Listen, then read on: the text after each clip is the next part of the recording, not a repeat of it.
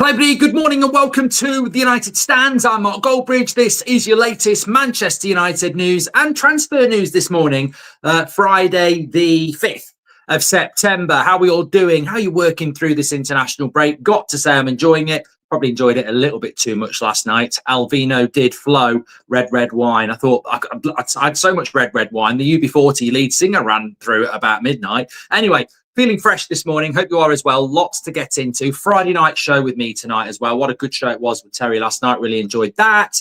I fell asleep to it when I got in, but I'll watch the rest later. Right, what we're going to talk about this morning. So quite a bit to get into. The good, the bad, and the downright ugly. And I'm not being facist. I'm talking about stories. We've got some good stories to react to. We've got some okay stories to react to. And we've also got some rubbish stories to react to. A lot of people talking about Harry Maguire to Saudi. It's in the sun. Do we really need to go there first? No. Casemiro leaving Man United next summer. Concrete, wood. I don't care. It's obvious, isn't it? Where I want to start is incredible transfer mistake by Ruben Amorim is what many people are saying now, whether it's ex-players, journalists, fans. It's on Amorim. It's Amorim's incredible transfer mistake. And I think we all know what that is. It's the midfield. I could read you 10 different sources from 10 different people saying what an incredible mistake it was that Manchester United didn't sign a midfielder, and Amorim is now having to take responsibility for that because this is what will happen. It won't just be the Glazers or Ineos or anybody else who didn't buy the midfielder. It will ultimately fall on Amorim because when the transfer window closes, there is no value in a newspaper or a radio station or a fan or an ex-player or the media saying, well, you know, it actually was the owners who didn't buy a midfielder. It will fall onto Amorim. So Amorim's incredible transfer mistake will become the headline.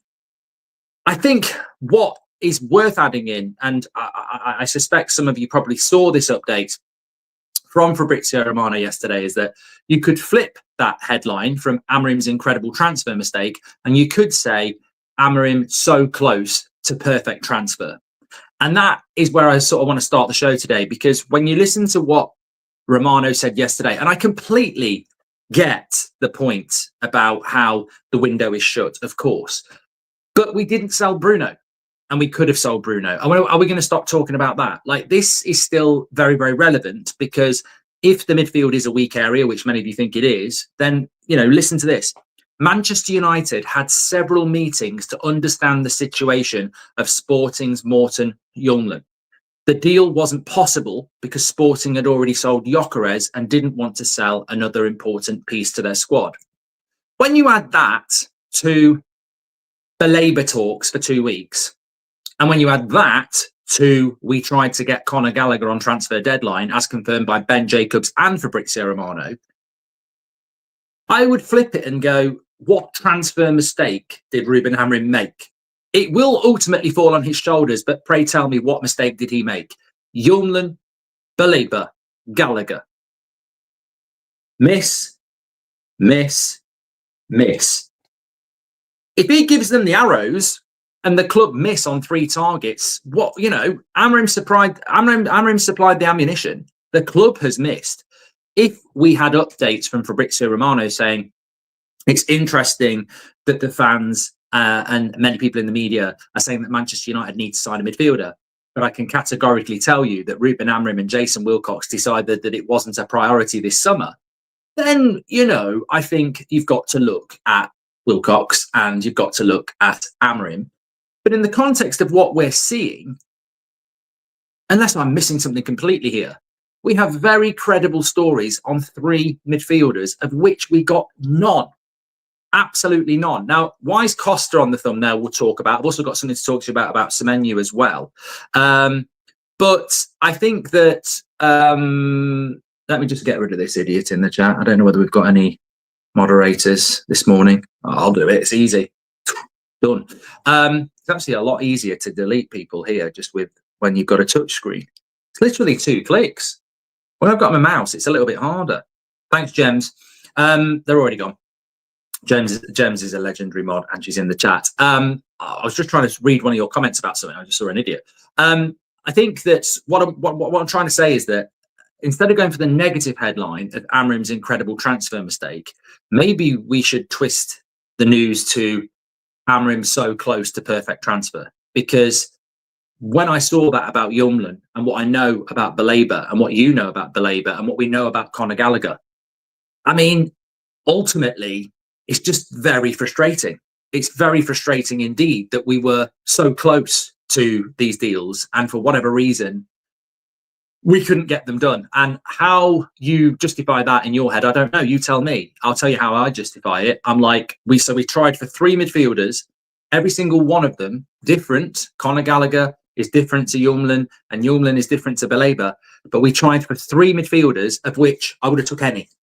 I would have been happy with any of them. Today, I might not have been happy with Conor Gallagher in mid-June, but I would have been very happy with him at the end of August. So we went for 3 midfielders and we got none. And not only that, we didn't get a midfielder.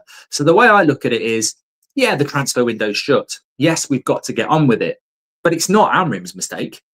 It's the club's. And the scary thing is that quite clearly, we spent time this summer talking to multiple midfielders that we wanted to bring in, and we brought none. And, you know, I don't think I need to say anything further than that. You know, we tried to bring in midfielders all summer.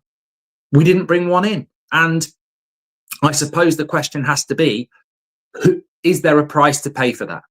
We weren't willing to pay the price of a midfielder, but what will the price be for not getting a midfielder? Like, what are we going to do? And I think that is something that we're going to find out in the fullness of time, because it could be that, you know, it costs Manchester United Football Club money to sack and replace Amorim because the midfield isn't good enough. It could be that it costs Manchester United £100 million because we miss out on European football because we don't have a midfielder. There could be no price to pay. You know, Amorim might work miracles with the team that he's got, but it is immensely frustrating when it is 100% public knowledge that we wanted a midfielder and we didn't bring one in. And that's very, very disappointing. Johan, welcome to the Members Club. Thank you very much. But yes, if you tune in a little bit late, Fabrizio Romano confirming that Man United win for Morten Youngman from Sporting this summer, as well as Baleba and Conor Gallagher. And ultimately, as we know, we ended up with nothing. On Costa, the only reason I've added Costa in, and I just think it's really important to add this in, is that Lemens is the goalkeeper. And I need to learn how to pronounce his name. So if anyone wants to teach me that, is it Lehman or Lemen? I don't know. He's the goalkeeper. He's a young kid. He may well be our starting goalkeeper. He may well be a backup to Binder all season. We don't know.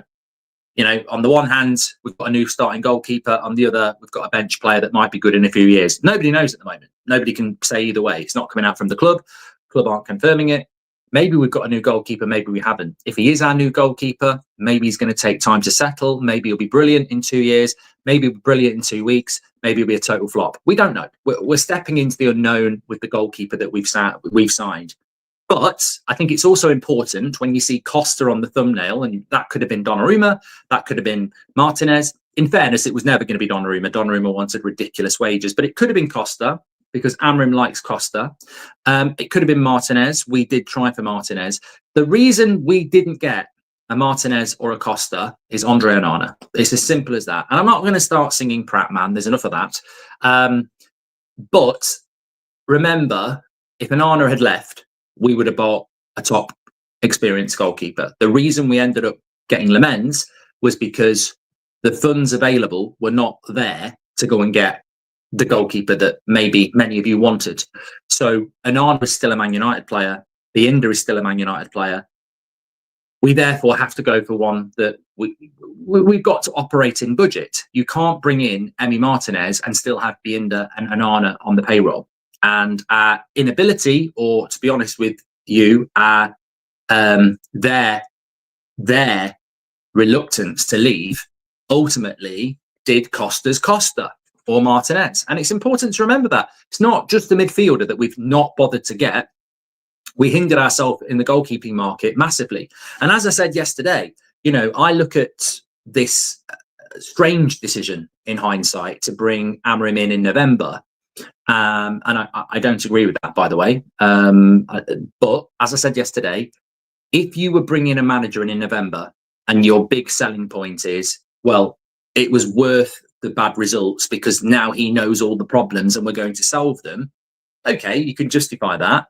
But Amorim knew all the problems. They brought him in early. They killed his win ratio. They ended up with people Amorim out. And then they didn't give him what he needed in the summer. So that to me is always going to be incredible. That we brought him in early. We ruined his, confidence or reputation. He apparently learned all the problems, and then we went, yeah, we're not solving some of those. And here we are now. But on the goalkeeper, obviously, we're all in on Lemens. Hopefully, he's going to come into the team. He's going to be bloody brilliant. He's not going to make any mistakes, and it's, we'll all live happily ever after.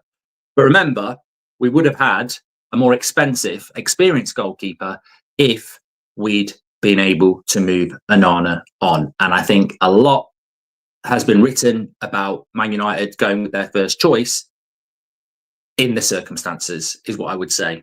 Lemens was our first choice in the circumstances of the budget restrictions and the fact that Binder and Onana were still here. If Onana had gone, I think it could have been very, very different.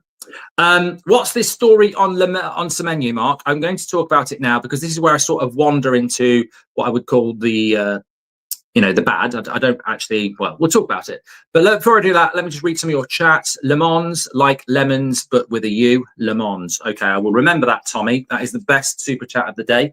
Le Mans. Hi, Mark. Is Project 90 real? I read on credible media Ineos have a plan to save 90 million in reserves in 5 years. What's your opinion on this?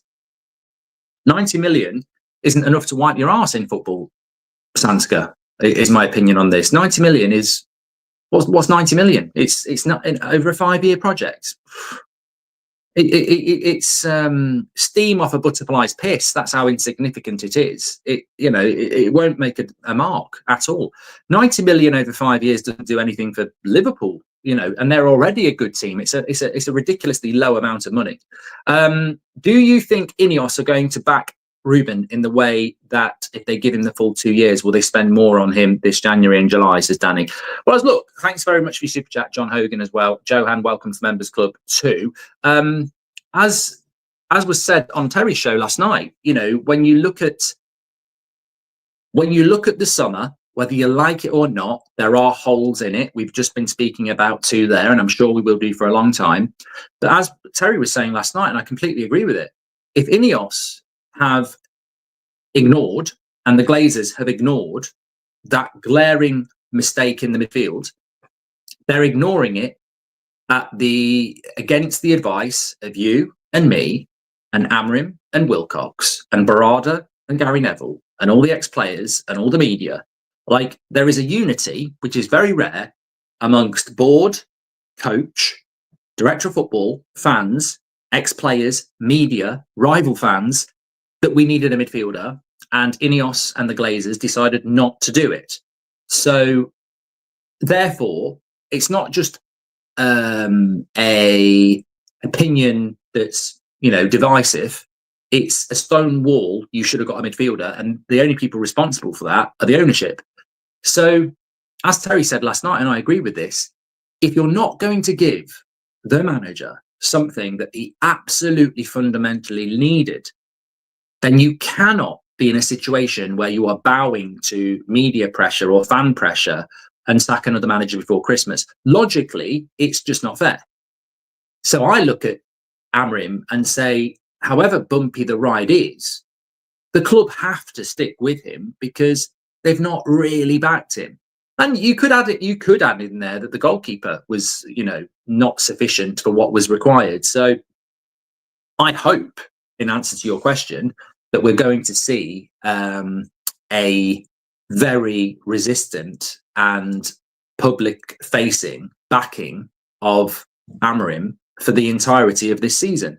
I personally, don't know about you, I do not want to see a sacking of a manager before Christmas or even in season. I don't think it's ever worked for us. People say, well, it worked when we did Mourinho for Ollie, but that's the manager sacking I regret the most. So how can it work? People go, well, Ollie was at the wheel. Yeah, we all sang it, but the end of the season was shit. We didn't finish in Europe, and I think it was a mistake to sack Amorim, to sack Mourinho.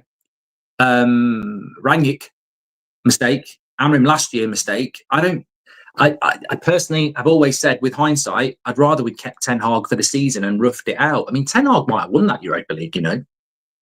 We'd have been in the final anyway, and Ten Hag against Ange, you know, I think he'd have done a better job with his players. So, and then he'd maybe still be in a job, though. That's probably not what we wanted. But no, I'm absolutely convinced that regardless, unless we go and lose 10 games in a row, regardless, we need to stick with Amorim for the season, because you cannot set such a unprecedented structural change of a philosophy and then get 20% of the way there and say, don't like this. What I'm saying is, when you bring Ruben Amorim in and his insistence on a 3-4-3, and you haven't given him the players yet, and then, you know, what percentage of the journey are we there to Amorim having a squad of players that suit his system? I would say somewhere between 20 and 40%, you know, just to give a wider parameter. We're certainly not halfway there. I mean, I'll say it again. If you are Jurgen Klopp at Liverpool, or Pep Guardiola at Manchester City, or Mikel Arteta at Arsenal, whatever journey you've watched of theirs, are you going to tell me they were halfway there when they hadn't even signed a midfielder yet? I mean, the game where the place is won and lost, you know, the fulcrum of a team, the core of a team, we haven't made any signings in the midfield yet. So I don't think Amorim here, after that summer transfer window and, you know, this first international break, on a percentage of journey to start to finish, I wouldn't say he's anywhere higher than maybe 30%, if I'm being completely honest. So why would Ineos bow to fan pressure or media pressure and sack a manager on a journey that they started? Like, they set us on this course. You know, I agree with Paul Scholes that, you know, Man United should play a back four. I do agree with that. But when they brought Amorim in, I was like, wow, this is going to cost a lot of money. This is going to be an exciting journey, and I'm bought into that. So yeah, I think that, yeah, we can talk and talk and talk about not selling Bruno. We can talk and talk and talk about midfield. We can talk and talk about the mistakes. But there are mistakes that have been made. There are holes in that team. And the chances are we might not have a very good season. And the chances are we're going to have times where there's really big debate about whether the manager needs to go. It's at those times that the ownership need to take responsibility and stick to the plan that they brought in. Because if Ineos sack Amorim, I think they're a failure at that point. I think as an ownership, they've lost any semblance of hope or, you know, respect or trust, because the Ten Hag thing was ridiculous. You know, back him or sack him, back him with 300 million and then sack him anyway. And the Amorim appointment is just so different to what United have been for the last 50 years. You know, you haven't backed him properly either. So I think it would be interesting. Like Fenke says, if Ineos sack Amorim, I'm done with the club. And also, you know what? I sort of hummed and hawed about doing a show about this, but I actually agree that it's not a show. It's not show worthy. But just for a minute before I talk about some more of the news, and I want to get. I can't poll it, so I'm going to have to read some of the chats. Where would you go? Like, just seriously, like, let me paint a picture here. So I'm not literally painting a picture. I'm just having a quick look if they've got any odds on it. No, they don't, unfortunately. Let's say we come back from the international break. Man City destroy us. Chelsea batter us. We lose the next two as well. Next international break, we've lost 4 Premier League games in a row. People are getting really concerned. We come back from that international break and we lose another 3. And then on the third international break, people are saying he's got to go. He's lost 7 and 8. The pressure's ridiculous. Ineos react to that. They sack him. Where would you go before Christmas? Like, what would you do? I'll answer the question, but like, what would you do? I would stick and say, look, it's unacceptable. We've got to, you know, you'd need to lead from the top. Sir Jim Radcliffe or an Omar Barada or a Jason Wilcox would have to come out and say, look, the results are not acceptable, but we have to take our responsibility as well. We've played a part in this. We believe in this journey, and collectively we're in it with the manager. We're going to stick with him. That's what I would do. However, if he got sacked, where would I go? Or if he walked, where would I go?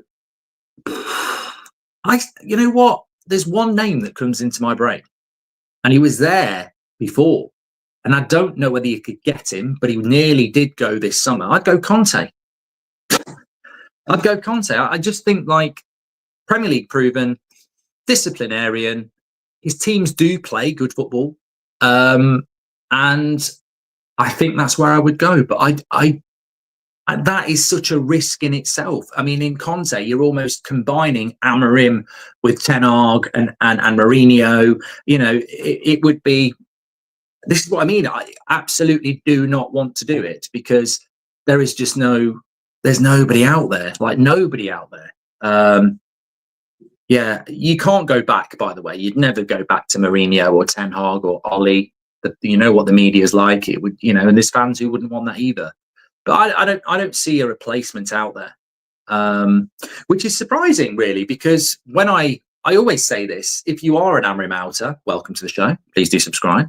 But if you are an Amorim outer, I do look at it and go, there is this strange thing that happened a year ago with Ten Hag, where people were screaming, Ten Hag out, Ten Hag out. And then you'd go, where are we going then? Well, that's not my job. And you go, well, as I've said it so many times, so you're hypothetically sacking a manager, but you've got no clue where we go next. How do people live like that? You know, and welcome to the world, people think differently, but I can't sack a manager hypothetically without having an idea where I think we should go next. And I don't see anywhere next. In fact, I would almost say if you did sack Amorim any time this season, that's the shortest tenure yet. He's not even been here a year. So the next manager, subconsciously, we're giving managers less and less time. We're making decisions. It's an amazing human trait that when things are going wrong, we actually start to become more demanding. And, you know, factually, every manager gets less and less time. Even the job gets harder and harder, and therefore bigger and bigger. But the next manager gets less and less time. It's mad, isn't it? So I don't know where I would go, but I'd be interested to see. Let's have a quick look. Kay says Conte's a terrible shout. You could go back to Jose, says Keel. Carrick, says Sam. What is this? The Carrick who's been sacked by Middlesbrough, who's out of a job? Maybe bring Van Nistelrooy back as well. Yeah, Southgate. I mean, that is a name that terrifies me. As I said, if you went for, look, what about the Bournemouth manager, says Philip? What about Marco Silva? Kieran McKenna? I think, yeah, look, I just don't think there's a good alternative. Zidane being mentioned again by Joel. Yeah, there's not a good alternative. Goldbridge, bit busy at the moment, Papa Green with the United stand and all the Bundesliga stuff. But yeah, Xavi obviously gets a name mentioned by a few, like Dominic. Yeah, but as Savage says, Amorim all the way. Okay, let me just catch up on a few of your super chats that have been coming in, just so I can move through those and go back to a bit of topical stuff. Victor, young Danish midfielder playing for Porto. Remember the name, maybe a topic next summer for United, says Simone. Qatar would have inevitably made a balls of certain things too. The context of change here dwarfs any other club. Perfect execution was unrealistic, says Stuart. Thanks for your super chat, Stuart. Aditya says Xavi. Keel says, are we wanting to keep Amorim for the wrong reasons? I want to be supportive, but nothing about this path feels Manchester United. No one is happy. I'm happy with Amorim. I like Amorim. I don't like that he's not been given midfielder this summer. I feel like look, I'm not happy. I completely agree with Keel. I don't think there's a Man United fan genuinely happy out there. You might have faux positivity from some who, you know, just feel like they have to do that for whatever reason. I don't know. But I'm not happy. But the reason I'm not happy is not because I want to see managers sacked or I wasn't happy with certain aspects of the transfer window. The reason I'm not happy is that, as I said, like we were so close to the signing that we needed. Like we literally were talking to midfielders and we haven't done it. So I almost feel like when I look at my club, Manchester United, but then I look at Newcastle, who got there in the end, they got all the targets they wanted, or a Liverpool, Arsenal, whatever, who just blitzed it. I just thought, I'm sort of sat here going, what's the plan? That's the big question I would ask Sir Jim Radcliffe. Like, what's the plan, Jim? That's all I'm interested in. What is the plan? That's why I'm not particularly happy, because I look at it and I go, are we quitting? Are we literally putting up the white flag and saying we couldn't get what we needed, so we'll pay the consequences and try again next summer? What's the plan? If you tried to get a midfielder and you didn't get one and you've therefore failed, what does that say about the season? What's the real message to the fans? I mean, are you actually going to sit there and go, at the end of the day, we didn't want one. We didn't want one. We'll be fine. Well, you did want one. So, and why did you want one? Because the midfield's weak. So you've left it weak. So what's the plan for the season? Are you genuinely thinking this manager can get us top 4? Are you now thinking top 8? What's the plan? And I think, for a club of the status of Manchester United to be sat here going, what's the plan, is incredible. Liverpool's plan is to win the league and win the Champions League. Arsenal's plan is to do the same. Newcastle's plan is to do well in the Champions League and get in the top 4. Same for Spurs. I can look at any club and go, Bournemouth, Brighton, Nottingham Forest get in the top 10. Aston Villa get in the top 6. Sunderland survive. What's Man United's plan? It's not identifiable like other teams' plans because we didn't actually fulfill the requirements of what was needed in the summer to go for the plan, which is to finish in the top 5. And I think the club have therefore left some fans a little bit disillusioned and a little bit unhappy because they're sort of like going, well, is this now a write-off? What is your plan? Because if you tell me it's 5th, I'm going to say, shut up, you didn't buy a midfielder. So what's the plan? And if you're setting the plan as top 10, that's fucking horrible for a Man United fan to go, our aim this year is top 10. What's going on? But at least it's a realistic plan. They're never going to tell us. But, I think it's one of the big problems that we've had over the years is this radio silence from those in power that we don't even get told what we are. I mean, Joel Glazer could be sat there going, I don't mind if we don't finish in the top 6 for the next 5 years, as long as we build this stadium and I make a load of money. I mean, at the end of the day, it's like putting money in a long-term investment plan.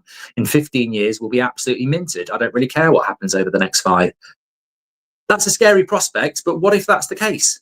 What if they look at it and go, look, we're never going to get relegated. We're always going to sell loads of shirts. We're always going to sell all our season tickets. I don't really care if we don't get in the Champions League. It's not, I don't support United. I'm the Glazers. I don't want to do it. And in 15 years, we'll be absolutely minted.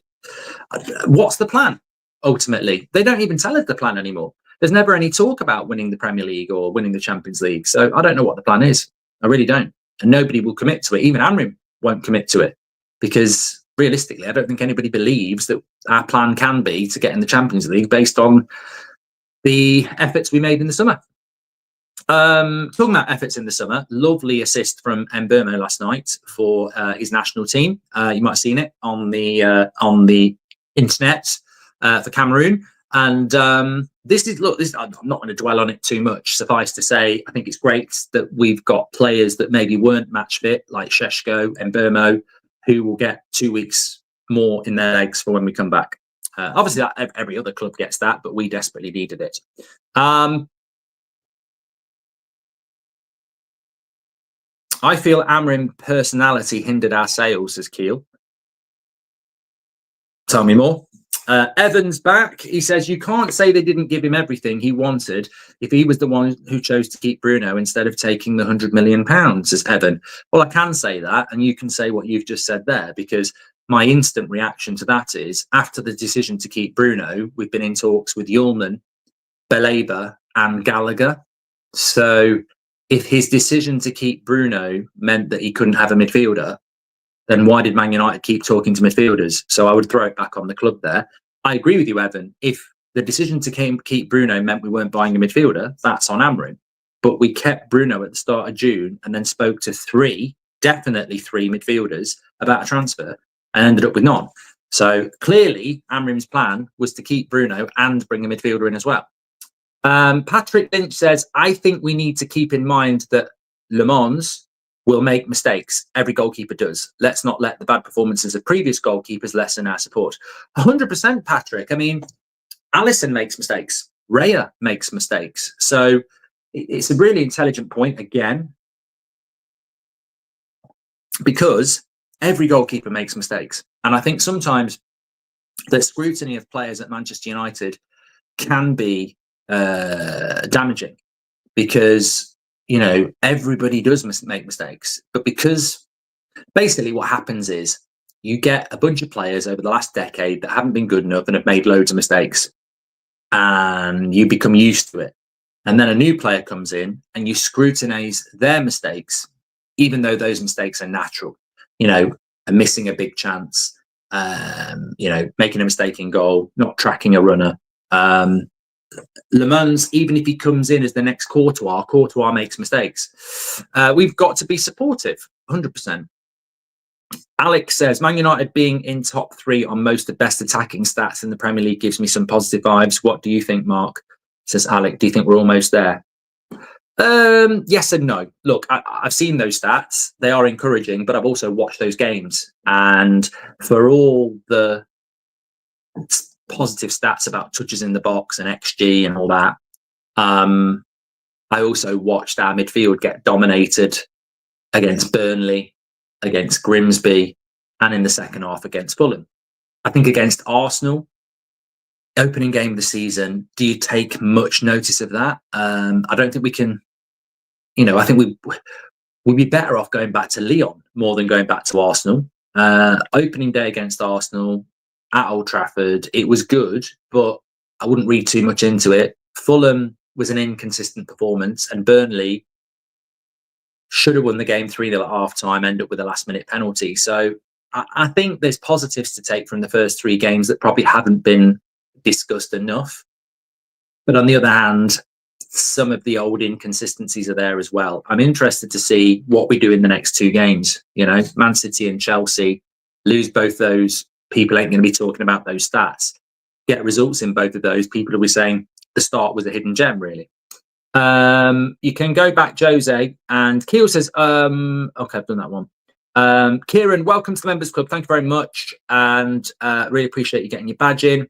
I am on the 8 o'clock show tonight. Yeah, it was only last night. I very rarely miss an 8 o'clock, but last night was just Terry. So Eric played 3-4-3 in the Bundesliga. Is it normal there? Says Dad Rock, Norway. I think I'd need to analyse that a little bit more. I mean, I've only watched like 2 full matches this season. 3-4-3 is not an uncommon formation. It's played in the Premier League by teams. I mean, Eddie Howe was doing it. Bournemouth do it. Wolves do it. There are teams that do it. I think this is, propaganda in many ways. It's unusual for Man United to play a 3-4-3, and I think most people just don't like it. But it's not unusual for it to be played in the Premier League. Good luck finding a club quote worries me. How did the rest of that conversation go? Says Keel Robinson. Oh, I'm Ganacho. I see what you mean. And Red Devil Girl, hello, says a sports commentator from Antwerp told me it's pronounced Lamen. Larmans in Philip Lahm and on the end. Larmans. There we go. We'll find out. I'm going to go with Lumens. Larmans sounds good though. Patrick Lynch is back. He says if Amorim is sacked, then the club would be in its most unstable state. 2 permanent managers sacked in less than 2 years. No manager would stand a chance trying to do a rescue job, says Patrick. And Keel says, 100% agree with you, Mark. It feels like there is no plan this season. And look, I've said before, I want to talk about this Semenyo story and the Maguire story, but I have said it before. Whatever you think about positive and negative or on the fence or whatever, I, in my life, can never remember in the Premier League a season where before it, you're saying we're not getting top 4. As a Man United fan, I can't remember saying that ever. The first season, we just lost the league to Leeds, so it was all about winning it. And every season under Sir Alex, it was always about winning it. Moyes, I thought we could win it. Van Gaal, and never put us out the top 4. Same with Mourinho, same with Ollie, same with Ten Hag. And yet here we are. Nobody's putting us in the top 4. So, absolutely spot on about instability at the football club. We're at our lowest point. We all said that after the Europa League loss. We've never been this low, and the standards have never been so low.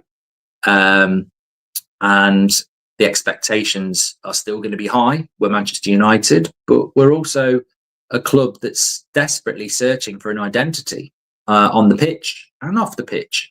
And these are the home truths. Like, people talk about systems and formations. What they really should be talking about is identity, quality of football. In the last 10 years, I've not seen Man United play 2-3 games in a row well. And yet I can watch certain clubs week in. Bournemouth play well every week. Like, they play a good brand of football. They don't always win, but they play a good brand of football. Bielsa at Leeds got the sack, but they played good football. United for a decade have struggled to play 2 games together well. In fact, we struggled to play 90 minutes well. That, for me, is a complete and utter sham. You know, it's criminal in footballing sense to have no identity. We're struggling for an identity. People talk about formations. We've tried loads of formations. We've tried loads of managers. People talk about systems. We've tried different systems. Even Ollie tried a back 5. Identity is what we're missing. When I look at Liverpool, I know what their identity is. I know what Arsenal's identity is. I know what Pep's identity is. I don't know what Man United's identity is. We're struggling for one on the pitch, and that's not systematic or formational. It's an identity. What are we about? Are we about a high press and suffocating the opposition, creating chances with a high line? Are we soaking up and counter-attacking? You know, are we more balanced? You know, are we a team that moves the ball quickly in possession, one touch? Are we more composed? I don't know what the identity is. It's a mishmash every bloody game. And then we don't have an identity off the pitch either. The identity off the pitch is, well, I don't know. Or, you know, I say we're Manchester United. That's pretty much it. We're Manchester United, because the actual identity off the pitch is, I don't know what the identity is, because most clubs have even if it's a pursuit of failure, that they have an objection to be successful, they may always fail. I don't really know what our identity is. We're building a stadium, but it's not being built yet. We're Manchester United. We want to be the best in England. How are you going to do it? You can't just say words. How are we going to do it? What's the pathway to it? If you want to be the best club in England, why didn't you buy a midfielder when everybody knows you need one? Is it you want to be the best club in England with your handbrake on? When you're going to let the handbrake off? What's the identity? I think on and off the pitch, we're struggling for that. And I think that's why fans get very frustrated. Listen to Le Mans pronounce his own name on United, says Rooney. Well, tell me how he bloody does it. I haven't got bloody time. Do you want Mourinho back? No, Joseph. I love Mourinho. I don't want him back at United. Frosty says, if Man United season is a movie, what would the title and why? I think it's the Titanic. Well, like I said at the start, it could be The Good, the Bad and the Ugly, which is a very good film. Clint Eastwood. There is not enough cohesion in the club for a systematic manager, says Ravid. Do you think we can be forced to get some free agent for the midfield if we continue, says Alec? I don't know what's out there, mate. I really don't.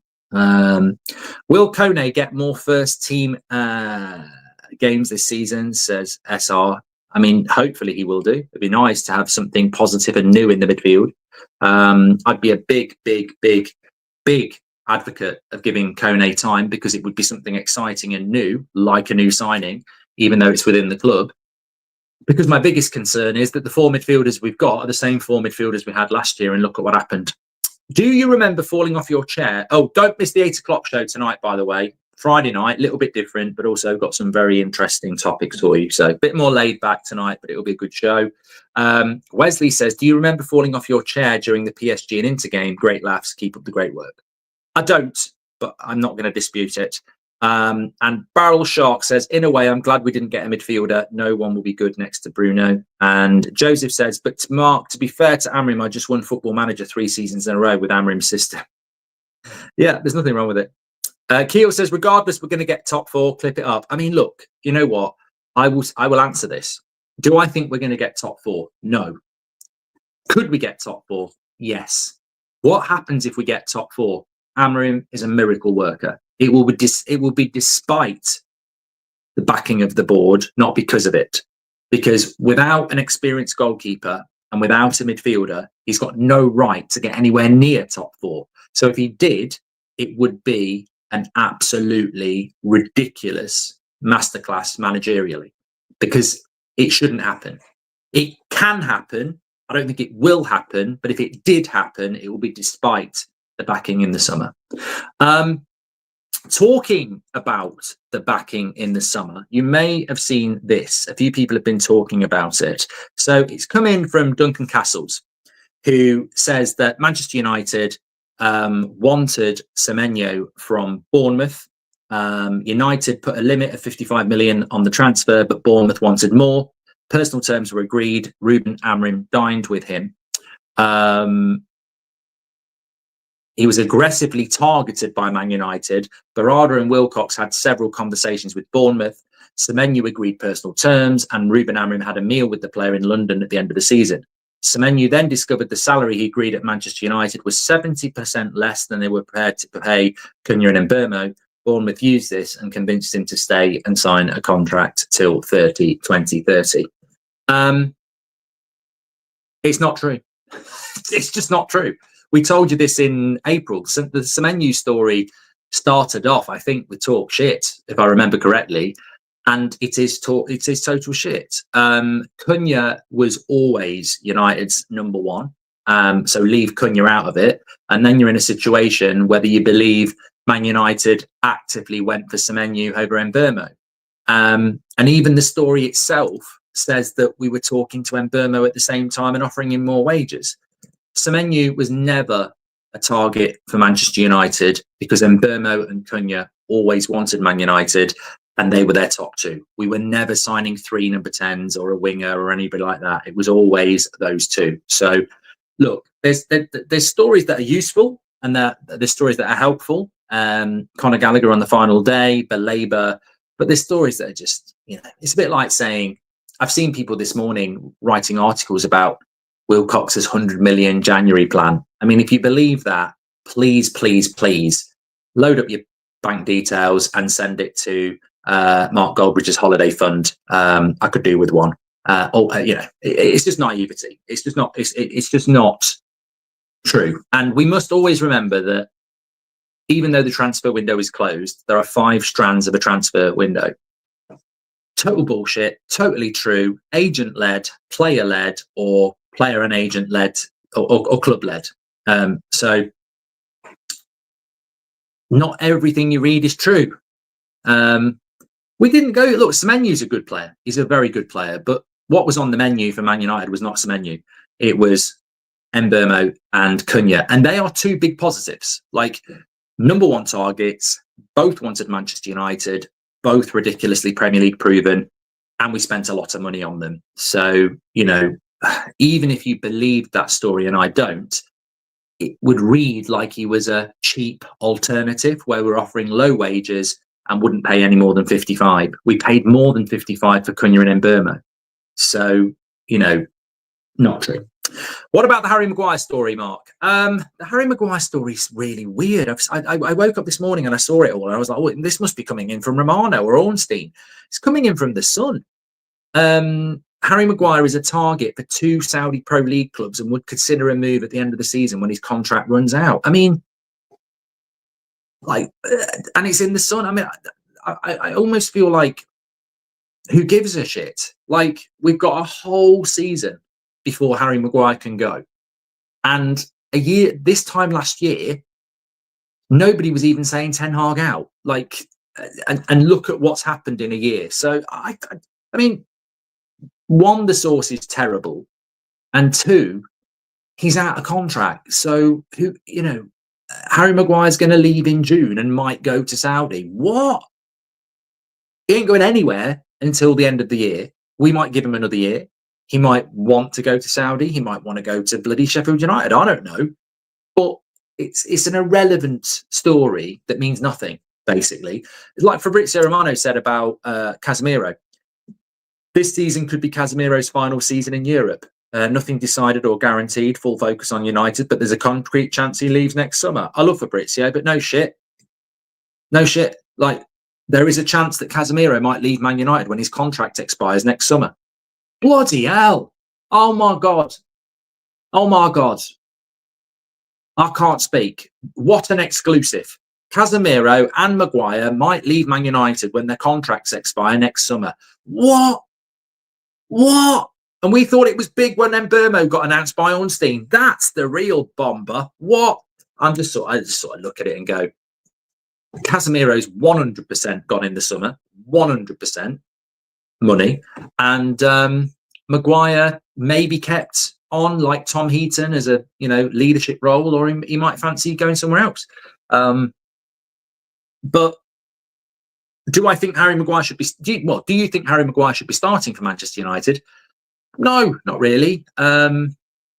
It's ironic, actually. It's ironic with Maguire because as much as people moan about Amorim's system and formation, it's actually rescued his Manchester United career.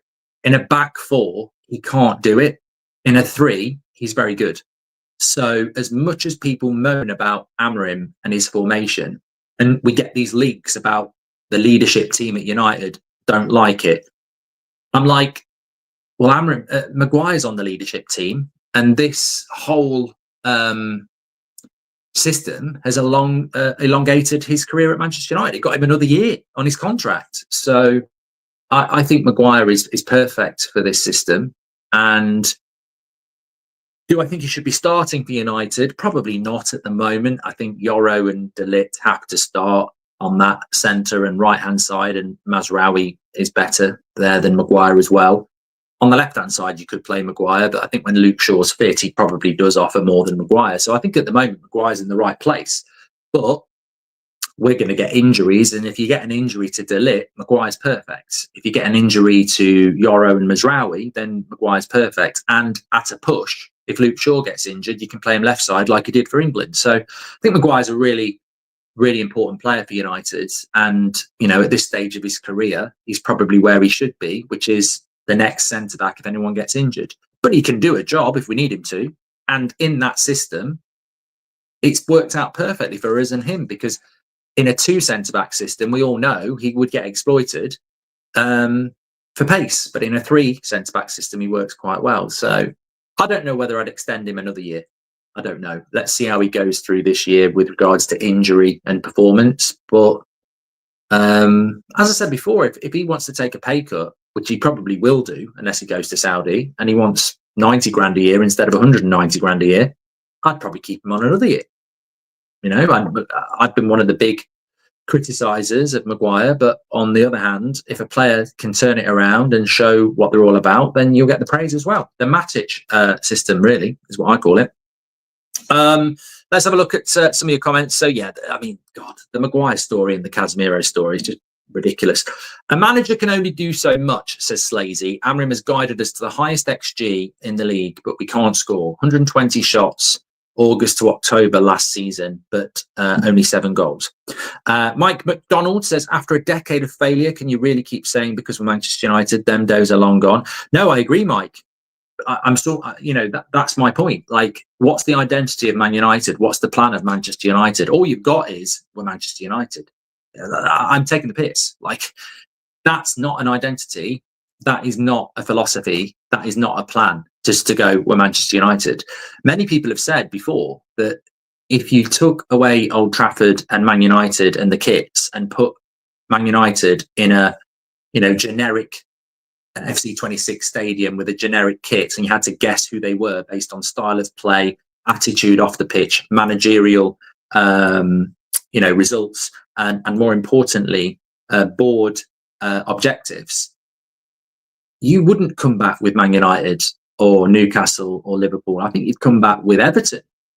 And, you know, in the absence, and this is a message, in the absence of an identity and in the absence of a, you know, board level plan, all you're left with is we're Manchester United. Well, you're right, that won't wash. So then you wander into, okay, if we take away Manchester United and we actually look at the way the club behaves, what realistically is our identity, philosophy and plan, and I think you'd land on an Everton. Yeah, I think you would. What are we trying to do this season? Are we trying to finish mid-table? We might project we want to finish in the top 4, but we haven't behaved in the summer like we want to do that. You know, we're in a lot of debt. I think we're projecting the plans of a mid-table club at the moment, but we hide behind we're Manchester United. And when I say we, I don't mean we don't set the objectives. We set the standards that won't be met because we're the fans, but the club set the objectives, and I think they're very confused at the moment. Frosty Rooney, good name. Thank you very much for joining the members club and getting your badge in. Appreciate that. Good stuff. Right, let me just have a quick look. We've overrun a bit, but that's always a good sign in my mind. It means it's been a good show. I'm looking at the wrong place. Don't look at that. Don't worry, it's nothing like that. Somebody's just moaning about the international break. I don't mind this international break, really. I don't mind. What about the goalkeepers, Mark? Just the normal rotation of...